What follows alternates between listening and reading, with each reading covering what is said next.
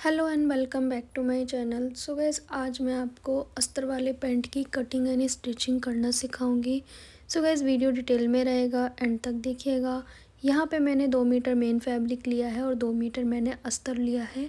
साथ ही साथ आपको मैं स्केल का यूज़ करना भी सिखाऊंगी, पैंट में किस तरह से यूज़ किए जाते हैं।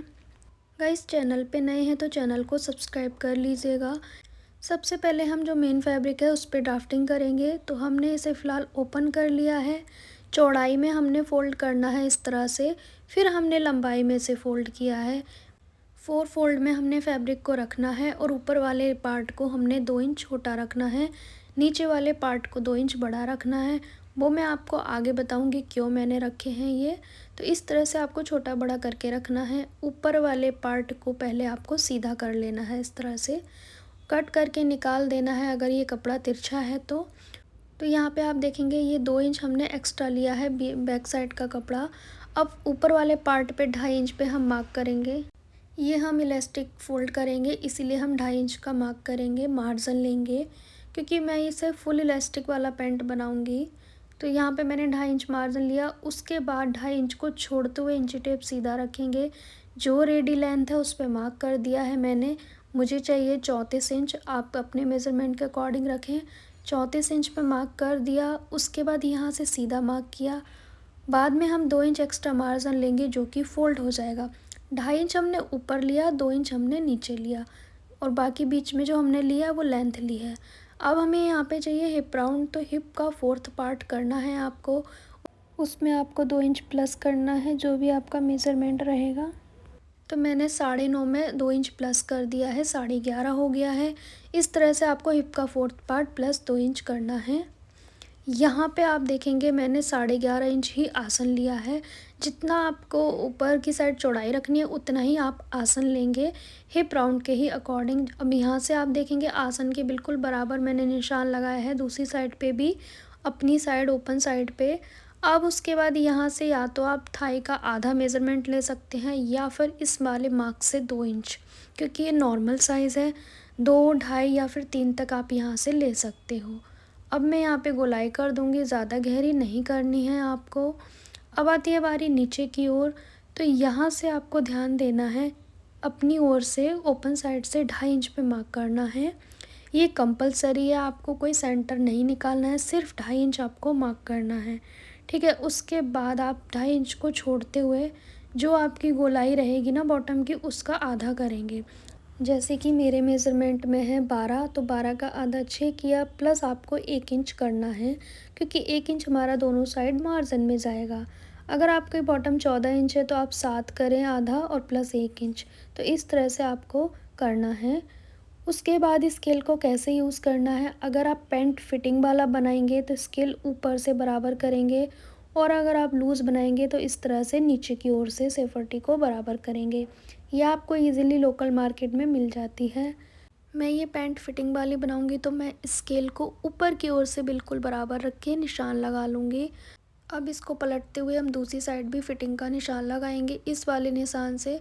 तो हमने इसकी सीध में लिया है ये निशान, और इस पे ही हम स्केल को रखेंगे और फिटिंग का निशान लगा देंगे इस तरीके से। अब हम इस स्केल की सहायता से ऊपर की ओर भी शेप देंगे पैंट में, जो कि रेडीमेड पैंट में देखा होगा आपने, ऊपर की ओर से झुकाव होता है। तो इस तरह से स्केल को रखना है ऊपर की ओर से और एक निशान लगा देंगे। यहाँ से कोना ना निकले तो थोड़ा सा हाथ से भी आपको सेट करना है, ये कोना बिल्कुल भी नहीं निकलेगा। अब आपको ऊपर की ओर से क्या करना है, जो हमने 2 इंच एक्स्ट्रा छोड़ा था ना कपड़ा, वहाँ से हम बैक साइड का आसन को बड़ा करेंगे। बाकी चारों पार्ट की जो ड्राफ्टिंग रहेगी वो सेम रहेगी, बस हमने बैक वाले 2 पार्ट में आसन 1.5 इंच तक बढ़ा देना है साइज़ के अकॉर्डिंग। ये नॉर्मल साइज़ है तो मैंने 1.5 इंच बढ़ाया है। हैवी साइज़ में आप 2 से 2.5-3 इंच तक आप बढ़ा सकते हो बैक आसन। अब इस वाले निशान से इस निशान को आपको मिला देना है। इससे हमारा 1.5 इंच तक बैक का आसन बढ़ेगा। बाकी सभी ड्राफ्टिंग सेम रहेगी। बैक पार्ट में कोई एक्स्ट्रा मार्जिन नहीं लेना है आपको, चारों पार्ट इक्वल कट करने हैं। एक बार आपको चेक कर लेना थाइस पे टाइट ना हो। जितना आपका थाई का मेज़रमेंट है उसका आधा प्लस 1 इंच कर सकते हैं आप। तो ये चेक कर लें आप कटिंग से पहले, अगर आपको डाउट है तो। फिर आप इसकी कटिंग कर दें। चारों पार्ट इक्वल कट हुए हैं, बस बैक पार्ट के 2 पार्ट में आसन हमने बढ़ा दिया है, इसीलिए हमने स्टार्टिंग में 2 इंच एक्स्ट्रा कपड़ा लिया था बैक पार्ट में। गाइस अब हम अस्तर पे कटिंग करेंगे, तो अस्तर भी हमने 4 फोल्ड में रखना है। अपनी और ओपन साइड रख दिया है मैंने, इससे कपड़ा कम वेस्ट होता है। अब बिल्कुल बराबर रखते हुए हम इसकी कटिंग कर लेंगे। आप चाहें तो 1 इंच एक्स्ट्रा मार्जिन लेके भी कट कर सकते हो, मैंने बराबर लिया है। अस्तर के पार्ट के हम 2 पार्ट हटा देंगे और 2 रखेंगे। 2 पार्ट इसलिए हटाएंगे क्योंकि अभी हमने चारों एक साथ कट किए हैं। अब हम 2 में आसन का जो एक्स्ट्रा जा रहा है इसे हम कट कर देंगे फ्रंट पार्ट के अकॉर्डिंग, इस तरीके से। मतलब हमें अस्तर और मेन फैब्रिक बराबर रखने हैं। अब आपको अस्तर अटैच करना है, कैसे करना है वो मैं आपको बताती हूँ। दोनों पार्ट ऐसे रखे।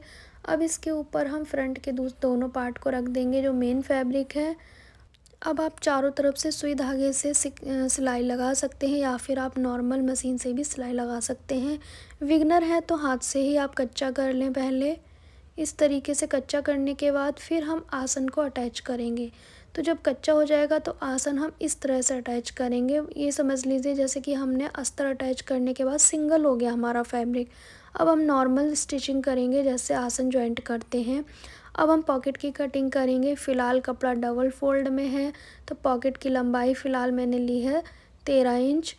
अब हम अपनी ओर से बंद साइड से ड्राफ्टिंग करेंगे। 7.5 इंच हमने पॉकेट की चौड़ाई ली है। ऊपर की चौड़ाई 6.5 रहेगी, 1 इंच का डिफरेंस रहेगा। दोनों निशान को ऐसे मिला देना है। ये मैं ड्राफ्टिंग ओपन साइड से कर रही हूँ। 1.5 इंच तक तिरछा करेंगे तो ये हमारी हो गई पॉकेट की ड्राफ्टिंग। अब आपको कर देनी है कटिंग। पॉकेट की लेंथ 13 या 14 तक रख सकते हैं। सिलाई लगा दी हमने यहाँ पे। अब इसे हम प्रॉपर फोल्ड करके सिलाई लगा देंगे। पॉकेट हमारा बन गया है। आसन हमने अटैच कर लिए हैं। अब हम फ्रंट पार्ट में 2.5 इंच पे इस तरह से मार्क करेंगे ऊपर की ओर, क्योंकि हमने 2.5 इंच ही लिया है मार्जिन फोल्ड करने का। अब इसके बाद 1 इंच और नीचे निशान लगाएंगे। फ्रंट पार्ट के राइट हैंड साइड पे पॉकेट हम अटैच करेंगे। तो मैंने ऊपर से ना लगभग 3.5 इंच मैंने छोड़ दिया है। अब हम पॉकेट अटैच करेंगे फ्रंट पार्ट में। तो मैं इसे राइट हैंड साइड पे लगाऊंगी। अब पॉकेट पे हम ऊपर की ओर से 1 इंच छोड़ेंगे। 6 इंच हम निशान लगाएंगे, गैप बनाएंगे 6 इंच का, जिससे हम पॉकेट में इजीली सब कुछ रख सकते हैं, फ़ोन वगैरह। अब आपको इसको नीचे का पार्ट हटा देना है पॉकेट का और ऐसे रखना है आपको, ध्यान से देखें। इस तरीके से आपको रख के सिलाई लगा लेनी है। तो मैंने सिलाई लगा दी। अब यहाँ पे कट लगाना है, ये ज़रूरी है, अदरवाइज़ ये टर्न नहीं होगा। कट लगाने के बाद अब आपको इस तरह से पलट देना है उल्टी साइड। पलटने के बाद आपको पहले लगानी है इस पे सिलाई, जो हमने पॉकेट अटैच किया है ना उस पे टॉप स्टिच करना है। पहले आपको इस तरह से सिलाई लगानी है, फिर उसके बाद इस पार्ट को ऐसे रखना है। अब आपको यहाँ से यहाँ तक लगानी है सिलाई और यहाँ से यहाँ तक। बीच का गैप आपका बंद नहीं होना चाहिए, पॉकेट का ध्यान रखना है। फिर उसके बाद ये हमारा जो नेफ़ा है ना इसके साथ ऐसे आ जाएगा, पॉकेट इसके अंदर दब जाना चाहिए। तो इस तरीके से आपको पॉकेट लगाना है। डिटेल वीडियो भी मैंने डाली हुई है पॉकेट की, आप देख सकते हैं। पॉकेट अटैच करने के बाद फ्रंट के ऊपर बैक पार्ट को रख देंगे, साइडों की सिलाई लगा लेंगे। साइडों की सिलाई आपको कैसे लगानी है तो यहाँ पे आप ध्यान से देखें, पॉकेट का जो गैप है वो बंद नहीं होना चाहिए और आपको ना ये खींचना नहीं है। दोनों साइड की सिलाई लगा ली हमने। अब नीचे की ओर हम बॉटम को फोल्ड करेंगे। तो ये जो जॉइंट है ना ये बिल्कुल आमने सामने आना चाहिए। ये चीज़ आपको ध्यान रखनी है जब आप बॉटम फोल्ड करेंगे ना। तो हमने कटिंग के समय 1.5 से 2 इंच तक लिया है मार्जिन, उसी को हम फोल्ड करेंगे। यहाँ पे सुई से टक कर लिया मैंने ताकि जो जॉइंट है वो बिल्कुल सामने आए, आगे पीछे ना आए। अगर आगे पीछे आता है वो तो अच्छा नहीं लगता है देखने में। दोनों बॉटम सेम तरीके से फोल्ड कर लेंगे। अब हम क्या करेंगे, इलास्टिक डालने के लिए 2.5 इंच पे निशान लगाएंगे पूरे नेफे पे। ये क्यों लगाना है, ताकि एक बराबर फोल्ड हो। मैं बिगनर के अकॉर्डिंग बता रही हूँ, ये ड्राफ्टिंग और स्टिचिंग दोनों ही चीज़। तो अब आपको क्या करना है, 2.5 इंच पे निशान लगाने के बाद इसे फ़ोल्ड करना है और जॉइंट पे है ये आपको फ़ोल्ड करना है। आमने सामने ही रहना चाहिए जॉइंट। इलास्टिक को रख के चेक करेंगे चौड़ाई हमने कितनी फ़ोल्ड करनी है नेफ़े की। तो इस तरीके से आपको नेफ़ा फ़ोल्ड करना है। अब यहाँ पे आप देखेंगे पॉकेट हमारा आ गया है, तो पॉकेट 1/2 इंच तक हम इसके अंदर दबाएंगे। जो हमारा नेफ़ा है ना उसके अंदर 1/2 इंच तक आपको दबा देना है पॉकेट। फिर इलास्टिक रख के चेक करेंगे नेफ़ा कम या ज़्यादा तो नहीं हो रहा है। तो ये बहुत ही मैं बिगनर के अकॉर्डिंग ये बता रही हूँ, तो आप ध्यान से देखें। ये चारों जॉइंट है ना वो बिल्कुल आमने-सामने आने चाहिए, आगे-पीछे नहीं आने चाहिए। आप इस तरह से सुई से टक कर लें पहले सभी जॉइंट को।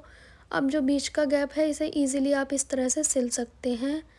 पूरे नेफ़े को फ़ोल्ड करने के बाद 2 इंच का गैप छोड़ना है इलास्टिक को अटैच करने के लिए। तो यहाँ पे आप देखेंगे नेफ़े में बिल्कुल झोल नहीं आया है, क्योंकि हमारे जो जॉइंट है वो बिल्कुल आमने-सामने आए हैं। एक पिन की सहायता से इलास्टिक आपको डाल लेना है पूरे नेफ़े में। हिप 38 था तो मैंने 28 इंच इलास्टिक ली है। अब आपको इसमें जॉइंट कर लेना है आपस में कॉर्नर। अब क्या करना है, जो हमने गैप छोड़ा था उसे भी बंद कर देंगे। बंद करने के बाद अब आपको इलास्टिक इस तरह से खींचना है 2 से 3 बार, ताकि जो गैदर हैं वो इक्वल हो जाए पूरे में। अब आपको इस तरह से खींचते हुए सिलाई लगानी है इलास्टिक के सेंटर में। अब आप यहाँ पे देखेंगे इलास्टिक जो है वो घूम जाता है, तो वो घूम जाता है उसको कैसे सेट करना है। सुई को नीचे किया, खींचा और आप हाथ से ना थोड़ा प्रेस करते रहें। उससे इलास्टिक हमारा ये देखेंगे आप घूमा हुआ है ना, तो इसे ऐसे सेट करना है।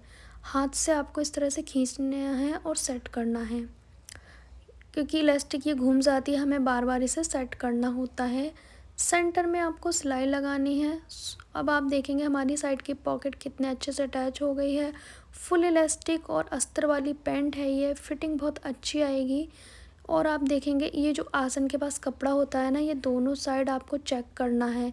जिस साइड इलास्टिक में गया है उसी साइड आपको यहाँ पे भी करना है, ताकि सेंटर की सिलाई अच्छे से सेट हो सके। तो फ़िलहाल हमने थोड़ी सी जगह पे सिलाई लगाई है। अब आप नीचे की ओर से स्टार्ट कर देंगे फिर से फिटिंग की निशान पे। जो हमने फिटिंग का मार्क किया है उसी पे स्टिचिंग कर देनी है आपको कंप्लीट। तो गाइज़ आप देख सकते हैं हमारी अस्तर वाली पैंट की कटिंग एंड स्टिचिंग बहुत ही अच्छे से कंप्लीट हो गई है। फाइनल रिज़ल्ट आप देख सकते हैं। गाइज़ कैसी लगी वीडियो कमेंट करके ज़रूर बताएं। Thanks for watching my video.